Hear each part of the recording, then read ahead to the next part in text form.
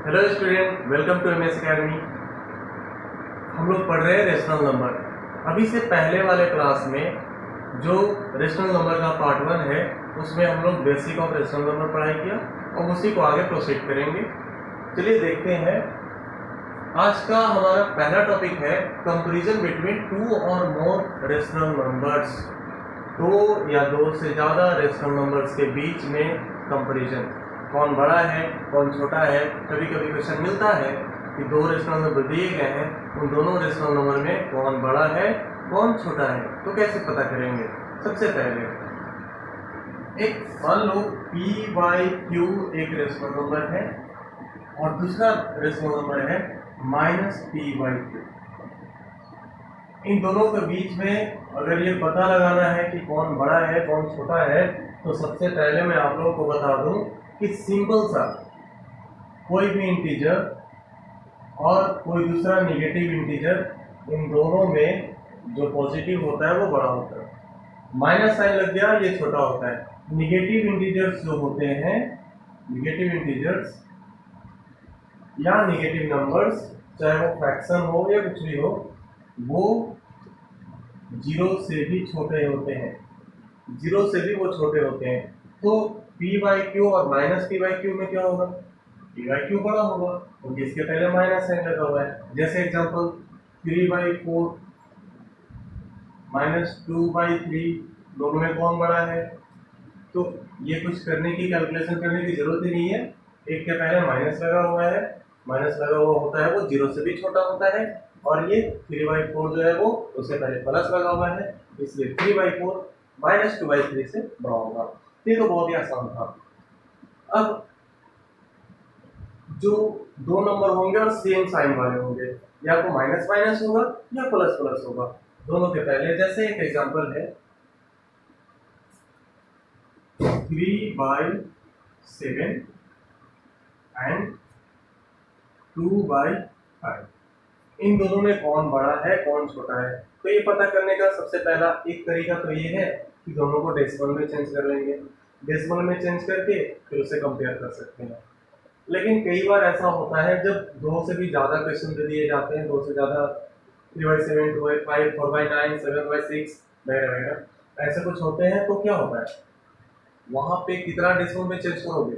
बहुत ज़्यादा प्रॉब्लम होता है ना, कैलकुलेशन ज़्यादा पड़ जाता है, समय ज़्यादा खर्च होगा। तो उसे आसानी से बनाने के लिए, ताकि एक कैलकुलेशन करे और सारा का सारा क्वेश्चन हमारा सॉल्व हो जाए, हम क्या करते हैं, इन दोनों का 7 और 5 का एलसीएम निकालते हैं। 7 5 का एलसीएम होता है 35। 7 और 5 का एलसीएम होगा 35। अब हम 3/7 में जो डिनोमिनेटर है उसको 35 के बराबर करना चाहते हैं। 7 को अगर 5 से मल्टीप्लाई करते हैं तो ये 35 हो जाता है, तो डिनोमिनेटर हमारा 35 आ गया। जब 5 से यहाँ मल्टीप्लाई किए तो 5 से यहाँ भी मल्टीप्लाई करना होगा। आपने पढ़ा होगा कि कोई इंटीजर m से जब किसी रेशनल नंबर p/q में न्यूमरेटर p और डिनोमिनेटर q को मल्टीप्लाई करते हैं, अगर p को करते हैं तो q को भी करना होता है, अगर q को करते हैं तो p को भी करना होता है। उसी तरह से उसी का इस्तेमाल करके हम लोग यहाँ पे ये बनाए 2/5 है। 5 को 35 बनाने के लिए 7 से मल्टीप्लाई करना होगा। जब नीचे 7 से किए तो ऊपर भी 7 से करना होगा। कंपेयर करेंगे, चलो ये आया हमारा, इधर बनाते हैं 15/35 और ये 14/35। अब बताओ 35 35 दोनों तरफ बराबर, डिनोमिनेटर दोनों का सेम आ गया, तो ऊपर वाला 15 और 14 में कौन बड़ा है? 15 बड़ा है एक्जैक्टली, तो ये बड़ा हो जाएगा। तो है ना ये आसान। हमें क्या करना है कि सारे जो भी रेशनल नंबर दिए हुए रहेंगे उनका डिनोमिनेटर सेम कर देना है, इक्वल कर देना है। जब डिनोमिनेटर इक्वल हो जाएगा फिर कंपेयर कर लेंगे कि किसका नोमिनेटर बड़ा है किसका नोमिनेटर छोटा है, और वो आसानी से सॉल्व हो जाएगा बिना डेसिमल में कन्वर्ट किए। तो ये तो था जब दो रेशनल नंबर दिए हैं। जब दो से ज्यादा रेशनल नंबर दिए होंगे तो क्या करेंगे, तो जितने भी रेशनल नंबर होंगे उनका जो डिनोमिनेटर होगा उनका एलसीएम निकालेंगे। एलसीएम निकालकर, एलसीएम इसलिए निकालते हैं ताकि हम डिनोमिनेटर को इक्वल करने में आसानी हो। एलसीएम निकालने का एक ये भी मकसद होता है कि हमें पता होना चाहिए कि कितना डिनोमिनेटर लाना है। तो डिनोमिनेटर 35 लाना है, जब एलसीएम हम निकाले तो वहां भी चलो। उसी तरह से जितने भी क्वेश्चन होंगे, जैसे कि एग्जांपल देखते हैं। तो हमारा नेक्स्ट एग्जांपल है 3/5, 7/10, 11/15 एंड 13/20। ये दो से ज्यादा रेशनल नंबर दिए गए हैं। दो रेशनल नंबर का तो हम लोग अभी कर चुके। दो से ज्यादा जब रेशनल नंबर दिए रहेंगे तो क्या करेंगे, फिर से वही रूल अपनाएंगे। 5, 10, 15 और 20 का एलसीएम निकालेंगे। जब आप एलसीएम निकालोगे इसका तो आ जाएगा 60 आ जाएगा। 5, 10, 15 और 20 का एलसीएम होता है 60। आप चाहो तो कैलकुलेट करके देखो। 60 आएगा। हमें क्या करना है, 3/5। 3/5 पहले को लेते हैं। 5 को कितना बनाना है, 60 बनाना है। 5 को 60 बनाने के लिए 12 से मल्टीप्लाई करना होगा। जब डिनोमिनेटर को 12 से मल्टीप्लाई किए तो नोमिनेटर को भी 12 से मल्टीप्लाई करना होगा। तो ये हो गया 36/60। अब है 7/10। 10 को 60 बनाने के लिए 6 से मल्टीप्लाई करना होगा, तो नोमिनेटर को भी 6 से मल्टीप्लाई करेंगे। ये हो जाएगा 42/60।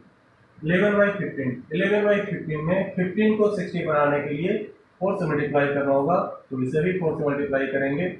ये हो जाएगा 44/60। फिर है 13/20।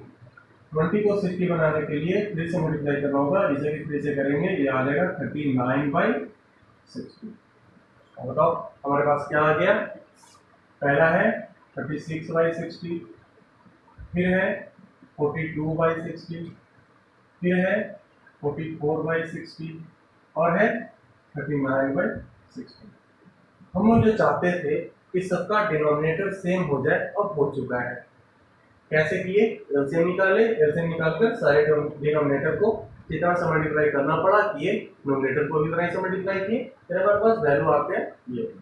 अब बताओ 36, 42, 44 और 39 को अगर आपको बोला जाए, 60 को भूल जाओ, अगर बोला जाए सिर्फ इसे ऊपर वाले को कि असेंडिंग ऑर्डर या डिसेंडिंग ऑर्डर में लाना है, तो आप बहुत आसानी से ला सकते हैं।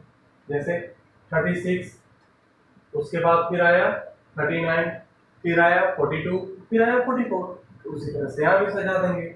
करेंगे क्या, 36/60, फिर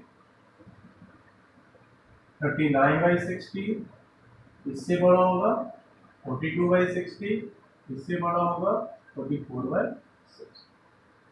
है कंपेरिजन करना बहुत ही आसान। क्या करेंगे, सबसे पहले जो दिया हुआ है सबका एलसीएम निकालेंगे। जितने भी डिनोमिनेटर हैं उनका एलसीएम निकालकर सारे डिनोमिनेटर को सेम करेंगे और उसके बाद कंपेयर करेंगे कौन बड़ा कौन छोटा।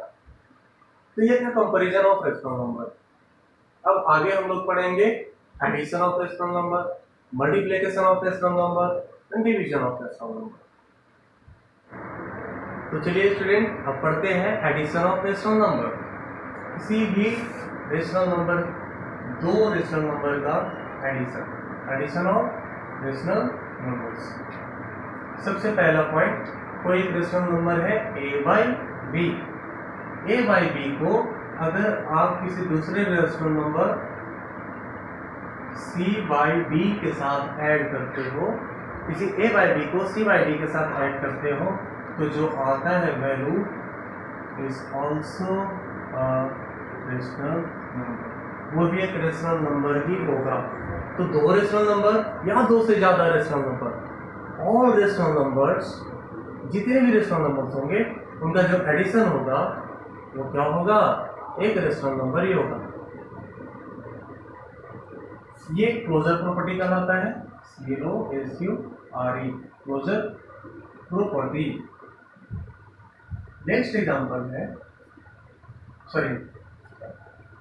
नेक्स्ट पॉइंट है, किसी रेशनल नंबर a/b को अगर आप c/d से ऐड करते हो, a/b को c/d के साथ ऐड करते हो, तो वो इक्वल होगा c/d को जब a/b के साथ ऐड करते हो। a/b को c/d से ऐड करो या c/d को a/b से ऐड करो, कोई फर्क नहीं पड़ता वैल्यू में, वैल्यू दोनों का इक्वल ही होगा। एक एग्जांपल ले लेते हैं। एग्जांपल क्या होगा, 3/2 को अगर 4/5 से ऐड करते हो, ये बराबर होगा 4/5 को अगर आप 3/2 से ऐड करोगे। कैसे? 4, 5 और 2 का एलसीएम क्या होता है? 10 होता है। 2 5 जा 10 यानी 5 3 जा 15 प्लस 5 2 जा 10 यानी 4 2 जा 8। ये आ गया 15 प्लस 8 कितना होता है? 23/10। इसको नीचे लिख देते हैं, नीचे 23/10। इसको सॉल्व करते हैं। 5 2 का एलसीएम 10, ये भी हो जाएगा 5 2 जा 10 एंड 4 2 12, 4/5 3/2, 5 2 जा 10 को 4 2 जा 8, 4 2 जा 8 होता है प्लस 2 5 जा 10 यानी 5 3 जा 15। ये भी आ गया 23/10। तो 23/10 23/10 दोनों का दोनों क्या हुआ? इक्वल हो गया। तो आप पहले ऐड करो या बाद में ऐड करो, दोनों को उलट कर ऐड कर दो, कोई फर्क नहीं पड़ता, दोनों का वैल्यू इक्वल ही होता है। तो ये दूसरा प्रॉपर्टी है जिसे कहते हैं कम्यूटेटिव लॉ। यानी जो दो रेशनल नंबर हैं वो कम्यूटेटिव लॉ को फॉलो करते हैं, उनका जो एडिशन होगा वो दोनों इक्वल होगा, पहले करो या बाद में करो। जो तीसरा प्रॉपर्टी है वो ये है कि अगर आप a/b, c/d और e/a ये कोई 3 रेशनल नंबर है, उसमें 2 को पहले ऐड करें फिर तीसरे को बाद में ऐड करो। ब्रैकेट मींस क्या? इन दोनों का काम पहले करेंगे फिर बाद में उसका काम करेंगे। वो इक्वल होगा a/b plus c/d plus e/f। अगर आप इन दोनों बाद वाले को ऐड पहले करो फिर इसे बाद में ऐड करो, कोई फर्क नहीं पड़ता दोनों के वैल्यू में। इसका एग्जांपल देने की जरूरत नहीं है, आप एक एग्जांपल देख लेना या बुक में जो क्वेश्चन दिए गए हैं ये बहुत ही नॉर्मल से प्रॉपर्टी है स्टूडेंट्स, जिसे आप सॉल्व करोगे आसानी से बनेगा। आप बचपन से पढ़ते आ रहे हो, मतलब पहले ही से पढ़ते आ रहे हो 4-5 क्लास से ही कि ब्रैकेट का काम हम लोग पहले करते हैं, तो ब्रैकेट वाले को पहले कर लेना, उसके बाद फिर इसे ऐड कर देना। यहाँ पे रेशनल नंबर पढ़ रहे हैं तो इसलिए रेशनल नंबर में फिर से पढ़ रहे हैं हम लोग, तो इसे आप सॉल्व करना, इसके एग्जांपल देने की बार बार जरूरत नहीं है। चलो अब नेक्स्ट जो है वो हमें पढ़ना है एडिटिव आइडेंटिटी। एडिटिव आइडेंटिटी करने का क्या मतलब है? मतलब है किसी एक रेशनल नंबर a/b को, किसी भी एक रेशनल नंबर a/b में वो कौन सा नंबर होगा जिसे आप ऐड करोगे, वो कौन सा रेशनल नंबर होगा जिसे आप ऐड करोगे, तो a/b अपनी आइडेंटिटी नहीं खोएगा, मतलब a/b था और a/b ही रह जाएगा। तो वो कौन सा नंबर होगा स्टूडेंट? आप जानते हैं किसी भी नंबर को अगर आप 0 से ऐड करते हैं तो वो नंबर वही आ जाता है। a/b को अगर 0 ऐड कर दिए a/b में तो a/b ही रह गया, तो 0 यहाँ पे क्या है? एडिटिव आइडेंटिटी, या हम लोग इससे कह सकते हैं identity element for addition of rational number. तो वो कौन सा एलिमेंट है? 0 कौन सा एलिमेंट है? Additive element, sorry identity element, जो किसी भी रेशनल नंबर में ऐड करने के बाद उस रेशनल नंबर के पहचान को कोई नुकसान नहीं पहुंचाता, वो अपना पहचान बनाए रखता है। यह है एडिटिव आइडेंटिटी। अब जो है हमारा वो है additive inverse. Additive inverse important है, आसान भी है। तो एडिटिव इनवर्स क्या होगा? किसी एक रेशनल नंबर a/b में कितना ऐड करें ताकि जो वैल्यू हो वो 0 आ जाए। किसी भी रेशनल नंबर में कितना ऐड करें कि उसका वैल्यू क्या आ जाए? 0 आ जाए। तो वो नंबर है, वो रेशनल नंबर है a/b। किसी रेशनल नंबर a/b में उसका इनवर्स a/b माइनस a/b अगर ऐड करते हो, किसी भी रेशनल नंबर a/b को अगर माइनस a/b के साथ ऐड करते हो तो उसका वैल्यू कितना आएगा? 0 आएगा। तो 0 आ गया तो यहाँ पे क्या होगा? Minus a/b is a additive inverse of a/b। a/b का माइनस a/b एडिटिव इनवर्स है। एडिटिव इनवर्स समझ में आया? जैसे कि एग्जांपल भी दे रही समझते हैं। 3/4, 3/4 एक रेशनल नंबर है। इस 3/4 में कितना ऐड करोगे कि 0 आ जाए, तो -3/4 ऐड करोगे ना, क्योंकि 3/4 प्लस माइनस -3/4, 4 को कैसे 4 आ जाएगा, 3 - 3 यानी ये पूरा का पूरा 0, 3/4 - 3/4 = 0। तो यहाँ पे क्या होगा, 3/4 का -3/4 एडिटिव इनवर्स है। मींस कोई भी रेशनल नंबर, उसमें किसी भी रेशनल नंबर को ऐड कर दो, वैल्यू बस 0 आना चाहिए। तो हम देख रहे हैं साइन बस चेंज हो रहा है। जैसे एक और क्वेश्चन है, -3/7, -3/7 का एडिटिव इनवर्स क्या होगा, जल्दी से बताओ। यहाँ पे क्या होगा, 3/7, -3/7 में अगर आप 3/7 ऐड करोगे तो उसका वैल्यू 0 आ जाएगा। तो ये कोई जरूरी नहीं कि रेशनल नंबर का जो एडिटिव आइडेंटिटी होगा वो हमेशा निगेटिव होगा। अगर निगेटिव रेशनल नंबर है तो उसका एडिटिव आइडेंटिटी पॉजिटिव होगा। सॉरी, तो ये कोई जरूरी नहीं कि किसी भी रेशनल नंबर का एडिटिव इनवर्स जो हो वो निगेटिव हो। अगर कोई रेशनल नंबर पॉजिटिव है तो उसका एडिटिव इनवर्स निगेटिव होगा। अगर कोई रेशनल नंबर निगेटिव है तो उसका एडिटिव इनवर्स पॉजिटिव होगा।